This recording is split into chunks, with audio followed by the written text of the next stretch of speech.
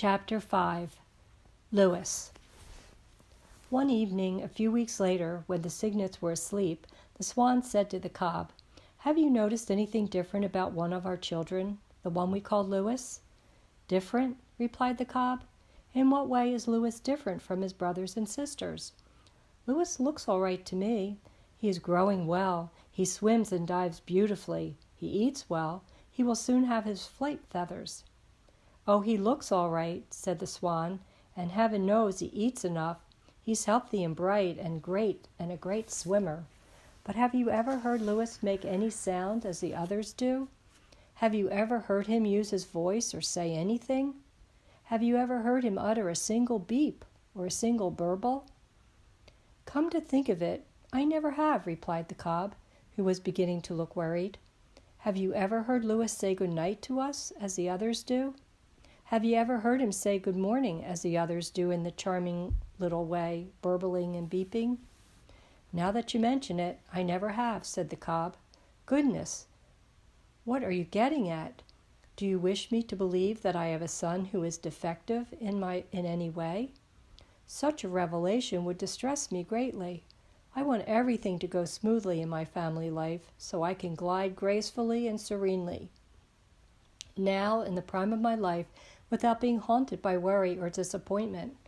Fatherhood is quite a burden at best. I do not want the added strain of having a defective child, a child that is something the matter with him." "Well," said the wife, "I've been watching Lewis lately. It is my opinion the little fellow can't talk. I've never heard him make one sound. I think he came into the world lacking a voice. If he had a voice, he would use it, same as the others do." "Why, this is terrible," said the Cob. "This is distressing beyond words. This is a very serious matter." His wife looked at him in amusement.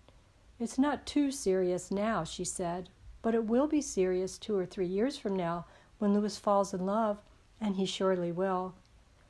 A young male swan will be greatly handicapped in finding a mate if he is unable to say, 'Coho, coho,' or if he can't utter the usual endearments to the young female of his choice." "Are you sure?" asked the Cob. "Certainly I'm sure," she replied. "I can remember perfectly well the springtime years ago when you fell in love with me and began chasing after me. What a sight you were, and what a lot of noise you made. It was in Montana, remember?" "Of course I remember," said the Cob. "Well, the thing that attracted me most to you was your voice, your wonderful voice." "It was?" said the Cob. "Yes. You had the finest, most powerful, most resonant voice of any of the young male swans in the Red Rock Lakes National Wildlife Refuge in Montana." "I did?" said the Cob. "Yes, indeed. Every time I heard you say something in that deep voice of yours, I was ready to go anywhere with you."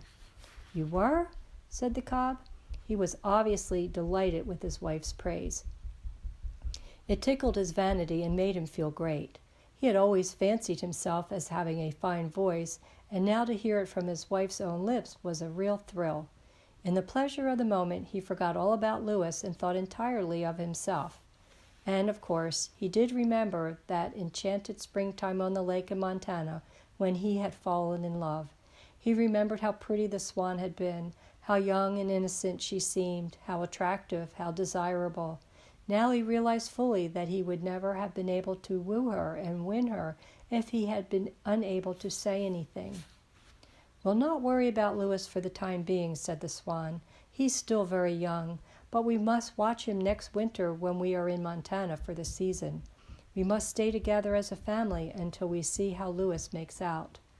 She walked over to where her sleeping cygnets were and settled down next to them. The night was chill. Carefully she lifted one wing and covered the cygnets with it. They stirred in their sleep and drew close to her. The Cob stood quietly, thinking about what his wife had just told him. He was a brave, noble bird, and already he was beginning to work out a plan for his little son Lewis. "If it's really true that Lewis has no voice," said the Cob to himself, "then I shall provide him with a device of some sort to enable him to make a lot of noise. There must be some way out of this difficulty, After all, my son is a trumpeter, Swan. He should have a voice like a trumpet. But first I will test him to make certain that what his mother says is true." The cob was unable to sleep that night. He stood on one leg quietly, but sleep never came. Next morning, after everyone had enjoyed a good breakfast, he led Louis apart from the others. "Louis," he said, "I wish to speak to you alone. Let's just you and I take a swim by ourselves to the other end of the pond, where we can talk privately without being interrupted."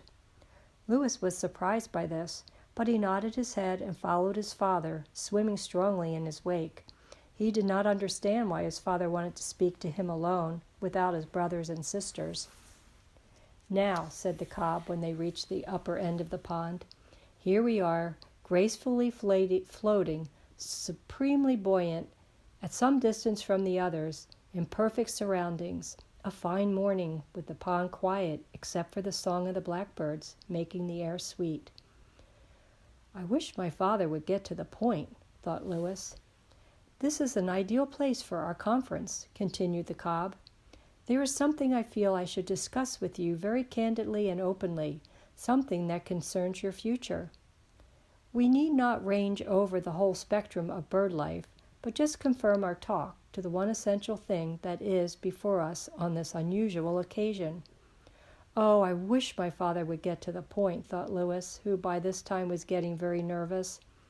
"It has come to my attention, Louis," continued the cob, "that you rarely say anything. In fact, I can't recall ever hearing you utter a sound. I have never heard you speak, or say "Coho," or cry out, either in fear or in joy. This is most unusual for a young trumpeter. It is serious. Louis, let me hear you say beep. Go ahead, say it. Say beep." Poor Louis. While his father watched, he took a deep breath, opened his mouth, and let the air out, hoping it would say beep. But there wasn't a sound. "Try again, Louis," said his father. "Perhaps you're not making enough of an effort."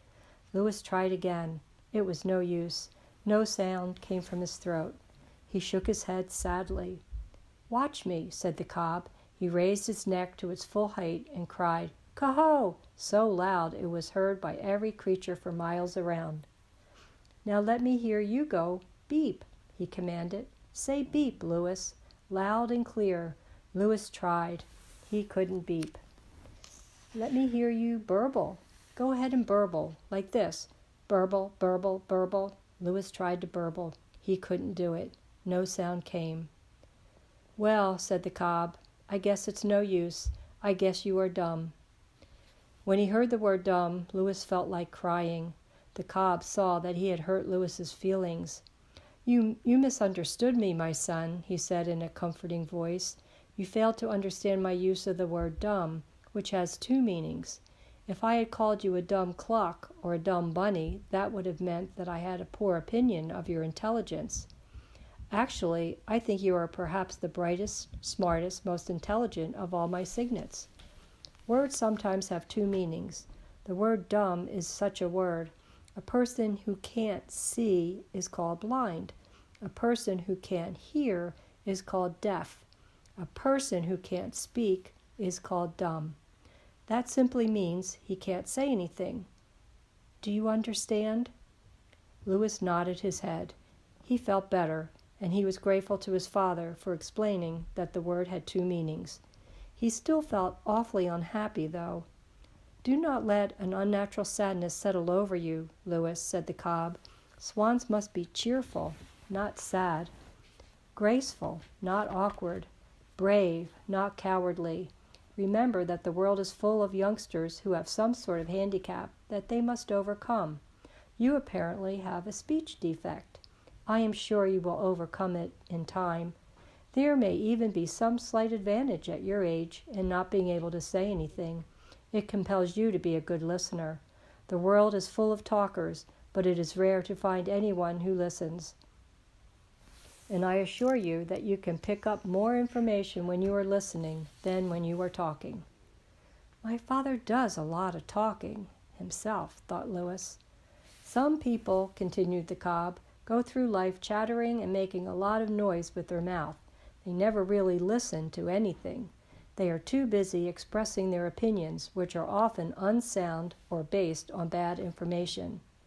Therefore, my son, be of good cheer, enjoy life, learn to fly, eat well, drink well, use your ears, use your eyes, and I promise that someday I will make it possible for you to use your voice.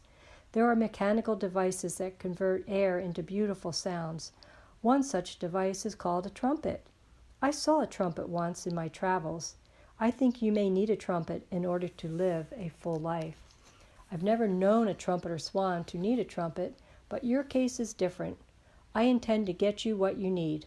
I don't know how I will manage this, but in the fullness of time it shall be accomplished. And now that our talk has come to a close, let us return gracefully to the other end of the pond, where your mother and your brothers and sisters await us. The cob turned and swam off. Louis followed. It had been an unhappy morning for him. He felt frightened at being different from his brothers and sisters. It scared him to be different. He couldn't understand why he had come into the world without a voice. Everyone else seemed to have a voice. Why didn't he? Fate is cruel, he thought. Fate is cruel to me. Then he remembered that his father had promised to help, and he felt better. Soon they joined the others, and everyone started water games, and Louis joined in, dipping and splashing and diving and twisting. Louis could splash water farther than any of the others, but he couldn't shout while he was doing it. To be able to shout while you are splashing water is half the fun.